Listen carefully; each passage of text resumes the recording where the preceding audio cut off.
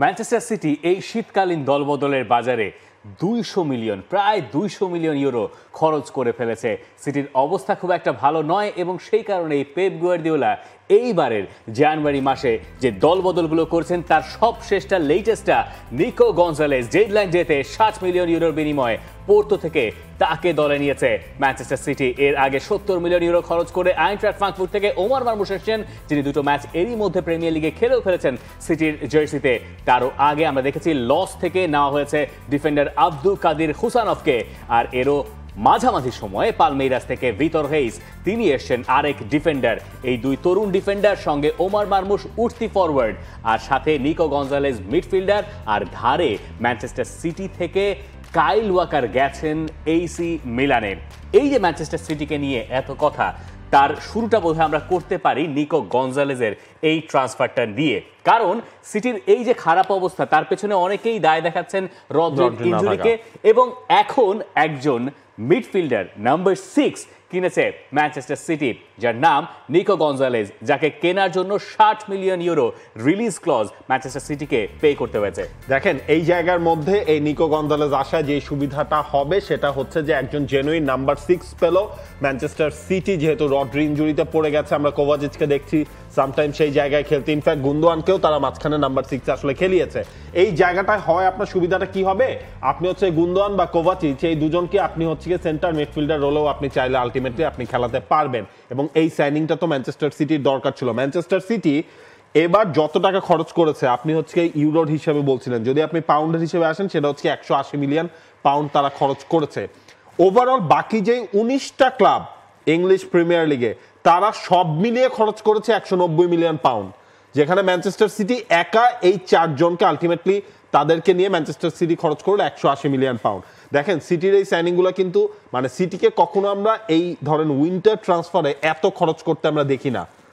এটা আমাদের এবার তো কোনো উপায় ছিল না ম্যানচেস্টার সিটি। চেলসির 2023 সালে ট্রান্সফার উইন্ডোটার কথা মনে করিয়ে দিচ্ছে, যখন তাদের নতুন মালিকানা এলো এবং তারপরে আমরা দেখলাম যে একসঙ্গে সেই এনজো ফার্নান্দেজ থেকে শুরু করে এক গাদা প্লেয়ার, এবং উইন্টার ট্রান্সফারের হিস্ট্রিতে চেলসিটা প্রথম, এইটা সেকেন্ড দ্বিতীয় ম্যানচেস্টার সিটির হিসাবে। কিন্তু ম্যান সিটির এই জিনিসগুলো হচ্ছে নেসেসিটি ছিল।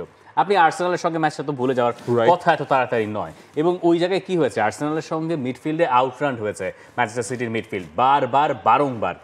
কিন্তু এই যে আপনি নিকো গঞ্জালেসকে কিনলেন, এখন প্রশ্ন হচ্ছে এইটা যে নিকো গঞ্জালেস শুরু থেকে এসে মানিয়ে নিতে পারবেন কিনা, যে কারণে সাধারণত উইন্টার ট্রান্সফারে বড় দলগুলো খুব একটা ব্যক্তিব্যস্ত থাকতে চায় না বা খুব বেশি প্লেয়ার কিনতে চায় না। তার কারণ হচ্ছে আপনি তো এখানে কোনো প্রি সিজন পাবেন না, একটা প্লেয়ার যখন চলে আসবে তখন তাকে নিয়ে খেলতে হবে। এবং একটা খেয়াল করে দেখেন যে 4 জন ফুটবলার ম্যানচেস্টার সিটি কিনেছে এবারের উইন্টার ট্রান্সফারে, তাদের কেউ তো প্রিমিয়ার লিগের কেউ না, তাদের সবাইকে কাউকে ব্রাজিল থেকে আনা হয়েছে, কাউকে ফ্রেঞ্চ লিগ, কেউ জার্মান লিগ, এবং ইনি হচ্ছেন পর্তুগিজ লিগ থেকে এসেছেন। যদিও Nico Gonzalez ex Barcelona footballer, ভ্যালেন্সিয়ায় তিনি খেলেছেন, ওইটাই তার অনেক বড় পরিচয়, যে কারণে পেপ গুয়ার্দিওলা তার দিকে গেছেন। এই নিকো গঞ্জালেস বলছেন তার বয়স 23 এখন, এবং এই রকম সময়ে তার ম্যানচেস্টার সিটির মতো দলে খেলতে পারা তার জন্য ভাগ্যের ব্যাপার। গার্দিওলা তাকে চেয়েছেন, এটাতে তিনি আপ্লুত, কিন্তু কথা হচ্ছে তিনি কি রদ্রির রিপ্লেসমেন্ট হতে পারবেন কিনা। রদ্রি নাম্বার 6 রোলে খেলছিলেন, সেই রোলটায় ম্যানচেস্টার সিটির একটা বড় প্রভাব থাকে। আমরা জানি যেভাবে পেপ গার্দিওলা সাধারণত খেলেন, তার দল যেই সিস্টেমে খেলতে চায়। এই যে আর্সেনালের সঙ্গে ম্যাচটা আমরা দেখলাম যে প্রপার নাম্বার 6 এর রোলটা ওইভাবে পাওয়া যায় না। কোভাচিচ বলছিলেন আপনি যে নাম্বার 6, কিন্তু আজকাল অনেক টিমে দেখবেন আপনি একটা রিপ্লেসমেন্ট তো থাকে। রদ্রি যদি যখন ফিট হয়ে যাবেন নেক্সট সিজনে, তখন কোনো সব ম্যাচ তো আর রদ্রি খেলতে পারবেন না, তো তার রিপ্লেসমেন্ট কে? কেলভিন ফিলিপস অনেকদিন ছিলেন, কিন্তু তাকে তো কখনোই আমরা ওইভাবে থিত হইতে দেখি নাই ম্যানচেস্টার সিটিতে। এই প্লেয়ারটাকে তাদের কিনতেই হতো, কিন্তু নিকো গঞ্জালেস আসলে ওই মাপের প্লেয়ার কিনা, এই প্রশ্ন থেকেই যাবে।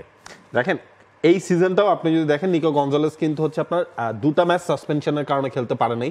মানে এই জায়গায় ম্যানচেস্টার সিটি না, এই একটা আপনার রিসেন্ট প্রবলেমটা একটা সলিউশন লাগবে, সে কারণে আসলে নিকো গঞ্জালেসকে তারা আসলে এনেছে। অলমোস্ট প্রায় 17টা ম্যাচ কিন্তু তিনি একটানা স্টার্ট করে গেছেন পোর্তোর হয়ে। আপনি হয়তো বা নেক্সট সিজনে যখন রদ্রি চলে আসবে তখন হয়তো অন অ্যান্ড অফ তিনি হয়ে যাবে, বাট আপনার এই আপনার হাতে এখন টাকা নাই, আপনার তো আগে প্রিলিমিনারি প্রবলেমটা সলভ করতে হবে। আমরা ভেবেছিলাম যে এই সাইনিংটাই ম্যানচেস্টার সিটি সবার আগে করবে, যেটা তারা ডেডলাইন ডেতে করালো, তাই না? মানে তাদের ডিফেন্ডার দরকার ছিল, কিন্তু যে ডিফেন্ডার আনা হয়েছে তারা যে রেডিমেড খেলতে পারবেন না, এটা তো আমরা কুসানোভের প্রথম ম্যাচ দেখেই মোটামুটি একটু আঁচ করতে পেরেছি। পরের ম্যাচে তো তাকে স্টার্টিং 11-এ রাখাও হয় নাই, আর হেইসেরও অনেক বেশি সময় লাগবে, ব্রাজিলিয়ান ফুটবলার। আর এই যে সাইনিং গুলো তার ভেতরে সবচেয়ে রেডিমেড প্লেয়ার হচ্ছেন গিয়ে ওমার মারমুশ। তাকে আনা হলো, তাকে নামানো হলো, এবং পেপ গার্দিওলা নিজেও বলছেন যে তাকে আসলে আলাদা করে প্রস্তুত করার কিছু নাই। আপনি এই যে ম্যানচেস্টার সিটির এতগুলো টাকা খরচ বা এতগুলো সাইনিং, এখন অনেকে বলবেন হয়তো যে গার্দিওলার মাথা খারাপ হয়ে গেলে সে শুধু টাকা খরচ করে, কিন্তু আপনি এই যে 4টা প্লেয়ারের কথা বলছেন, এই 4টা প্লেয়ারকে দেখে কি আপনার খুব চমকিত মনে হচ্ছে যে না, মানে এদের মধ্যে সত্যি কথা বলি, খুসানফকে তো আসলে চিনতাম না, সত্যি কথা হচ্ছে যেটা, লসের খেলা কয়টা দেখছি, খুসানফকে চিনতাম না, এরপরে কেউ চিনতাম না, চিনতাম ওমার মারমুশকে, নিকো গঞ্জালেসকে চিনতাম কারণ সে একসময় বার্সেলোনায় খেলতো, নিয়মিত যে দেখছি তা না। এই যে ট্রান্সফার গুলো হয়, আলোচনা হয়, তখন আমরা গিয়ে রিপ্লে দেখি, তখন আমরা গিয়ে অ্যানালিসিস করি, পড়ার চেষ্টা করি, জানার চেষ্টা করি। সেইখান থেকে একমাত্র ওমার মারমুশের সাইনিংটাই আপনাকে এক্সাইটমেন্ট দিতে পারে, অথবা আপনি একটু বেশি ইন্টারেস্ট ফিল করতে পারেন।